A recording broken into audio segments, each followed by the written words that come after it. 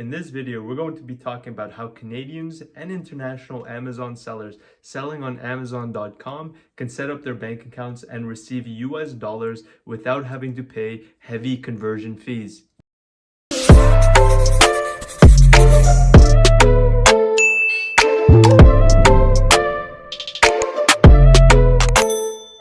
Welcome back to another video. In today's video, we're going to be talking about how foreign sellers selling on Amazon.com can properly set up their bank accounts to receive payments from Amazon in US currency. As business owners, we all have a lot of expenses. We pay for things such as marketing, there's softwares, we pay employees, contractors, we pay for email subscriptions, and it's a long list. And if you don't currently pay for a lot of things, then trust me, as your business continues to grow, your expenses will continue to grow as well. And if you're new, this is a crucial step to setting up your bank accounts so that when you receive payments from Amazon, you are not paying conversion fees. So make sure you watch this video to the very end to learn exactly how to set up your bank accounts. Before we get into the video, if you're as passionate about business, e-commerce, and passive income, consider subscribing so we can stay in touch. Now, before we can set up this bank account correctly, first, we need to understand how the payment system works with Amazon. During this settlement period here,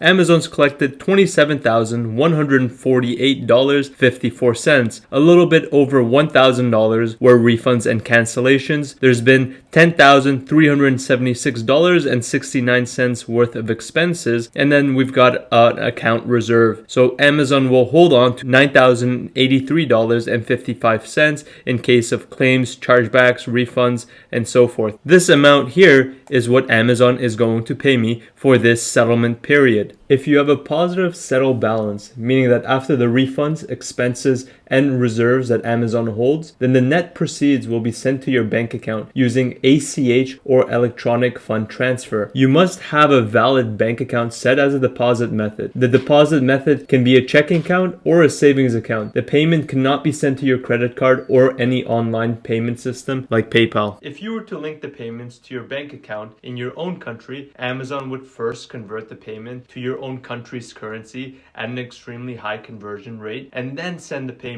to your bank account. Now, if you have a US dollar bank account in your own country, for example, if you're a Canadian and have a USD account in Canada with one of the major banks, let's say, Amazon would first convert the payment to Canadian currency at a really high conversion rate and then send the payment to your USD bank account, in which case your US dollar bank account would receive the Canadian converted currency and then reconvert it to USD again. All right, let's go over that once more because what I just said was very important. And I want to make sure that you understood exactly what I was trying to say. I'm going to use Canada as an example, but if you're a foreign seller, this will also apply to you. So if you're selling on Amazon.com, and let's say your bank is located in Canada, Amazon will first convert the money that's owed to you to Canadian currency because that is where your bank is located. So they'll change the US dollar to Canadian currency at an extremely high conversion rate. And then they'll send the payment to your Canadian bank. We don't want that. If your bank is set as a Canadian US dollar account on Amazon.com, what Amazon is going to do is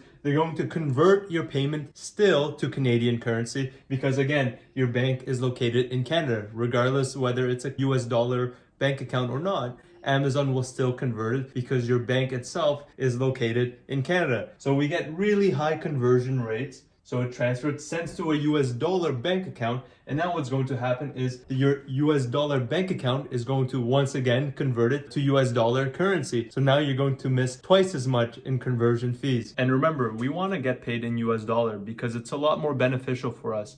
We get to pay our suppliers in US currency. We get to pay freight forwarders with US currency. We can pay photographers. We can pay inspections. We can do a lot with US currency. But for Canadians, for example, you can't really pay your suppliers in Canadian currency. You can't really pay freight forwarders in Canadian currency and so forth. So it's a lot more beneficial to keep the US currency without having it converted because you'll miss out on conversion fees. And then you have to eventually convert it back to US dollars anyways so that you can pay your suppliers. So the way around this is to have a bank account that's located in the United States. But as a foreign seller, that could get quite complicated sometimes. I'm in Canada, and as somebody that's in North America, even for me, it can be quite difficult to open up a US bank account. I have to physically go to the US, go into one of the branches, and have my bank account open. Now, I mean, I'm in Canada, so it's a few hours of a drive for me, but if you're located somewhere overseas, then that could be very difficult for you to physically go to the US and open up an account. There's a few different options for you. Your first option is to physically go and open up a bank account in the United States. Your second option is to open up something called a cross-border account, and this is primarily for Canadian sellers. Some of the major banks such as TD Bank, BMO Harris, and RBC offer a service called Crossborder Banking. This is when they have a branch that's located in the United States, and that would be approved by Amazon. So if I were to link a cross-border bank account to Amazon, Amazon would be able to send my payment in US currency without having to convert it. The only downside with this that I see is that you have to pay a monthly fee. And I don't know about you guys, but I hate monthly fees. I try to keep my expenses as low as possible. I personally bank with RBC, so I asked RBC about the cross-border service. You can open up an account with RBC. They call it RBC Georgia. There's an option of opening it for your personal use and business use. You shouldn't lie about this because you could get in trouble and they will eventually catch on. So if you plan to use this for business, I would recommend stating that you do use it for business. When I asked them about the monthly fee, it was actually quite high and something I didn't want to pay. For businesses that are incorporated, such as my business, I had to pay $150 per month. This was way too high. I looked into some other banks. There are some better alternatives. There is BMO Harris and TD Bank, which are cheaper. I believe BMO Harris charges about $20 a month, so it's a lot more realistic. Your third option is to open up a virtual bank. This is basically an online bank that is recognized by large retailers like Walmart, Amazon, and Airbnb. The online bank will give you a US bank address, account number, and routing number so that you can receive payments in US currency. I personally chose this option myself because after comparing it to all the other options, it seemed like simply the best option to me. Now, I'm not saying that the other options are worse or wrong. They're still good. Opening up a cross-border account, for example,